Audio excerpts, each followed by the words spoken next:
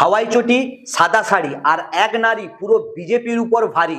আসলে ঠিক কি হয়েছে যে ইডি রেড করা 24 ঘন্টার মধ্যেই মমতা দিদি নেমে পড়লেন রাস্তায় এবং বিজেপিকে বাংলা থেকে দিল্লি চারিদিক থেকে ঘিরে ফেলেছেন। আর এই ব্যাপারটাকে যদি বুঝতে হয় তাহলে সবার আগে বুঝতে হবে ইডি আর বিজেপির মধ্যে ভালোবাসাটাকে।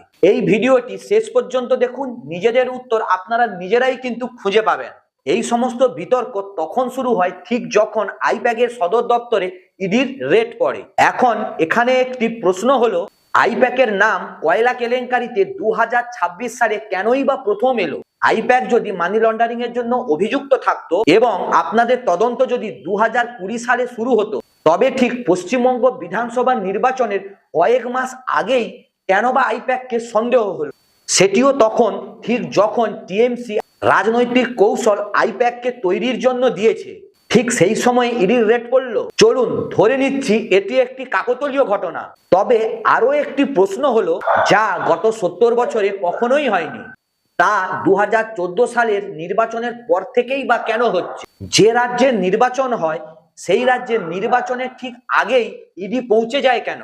এটাও কি কাকতালীয়? দিল্লি নির্বাচনের আগে কেজরিওয়াল গ্রেপ্তার, ঝাড়খণ্ডে হেমন্ত সোরেন গ্রেপ্তার, বিহার, তেলেঙ্গানা, তামিলনাড়ু এই সমস্ত জায়গাতেও নির্বাচনের ঠিক আগেই ইডির কেন তাদেরকেই মনে পড়ে? চলুন ধরে নিচ্ছি এই সমস্ত কিছুই কাকতালীয় ছিল, এতে ইডি বা বিজেপির কোনো হাতই নেই। কিন্তু আরো একটি প্রশ্ন হলো, ইডি যখন কোনো নেতাকে গ্রেপ্তার করে বা তার বিরুদ্ধে চার্জ গঠন করে আর সেই নেতা যখন বিজেপিতে গিয়ে যোগ দেন, তখন ঠিক কিভাবে সেই নেতার উপর থেকে সমস্ত রকমের চার্জ সরিয়ে নেওয়া হয়? কিভাবে ইডির সমন পাঠানো পর্যন্ত বন্ধ হয়ে যায়? হেমন্ত বিশ্ব শর্মার উপর 2,500 কোটি টাকার কেলেঙ্কারির অভিযোগ আপনারাই তো উঠিয়েছিলেন। প্রফুল্ল প্যাটেলের এয়ার ইন্ডিয়া লিজ কেলেঙ্কারি, নবীন জিন্দাল, অজিত পাওয়ার, এদের ওপর 25 থেকে 30,000 কোটি টাকার কেলেঙ্কারির কিন্তু অভিযোগ ছিল। বিজেপিতে যোগদান করার পর সবই পরিষ্কার। অর্থাৎ এতে পরিষ্কারভাবে বোঝা যাচ্ছে ঠিক নির্বাচন এগিয়ে এলেই ইডি কিন্তু অতি সক্রিয় হয়ে ওঠে এবং বিরোধী দলগুলোর উপরে চাপ সৃষ্টি করতে থাকে।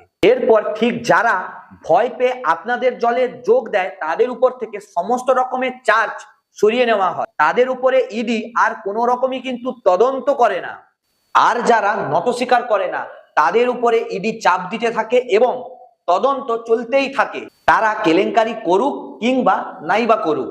আর একটি শেষ কথা, আইপ্যাকের সদর দপ্তরে রেড করা এবং এটিকে কয়লা কেলেঙ্কারির সাথে যুক্ত করা, সেটিও আবার তখন যখন টিএমসির সমস্ত রকমের ডেটা সেখানে ছিল। যদি এই বিষয়টি ঠিক উল্টো হতো, তার মানে বাংলার মুখ্যমন্ত্রী তার পুলিশদেরকে বিজেপির দপ্তরে পাঠাতো এবং কোনো একটা মামলার ভিত্তিতে তদন্ত চলতো, তখন আপনারা কি বলতেন?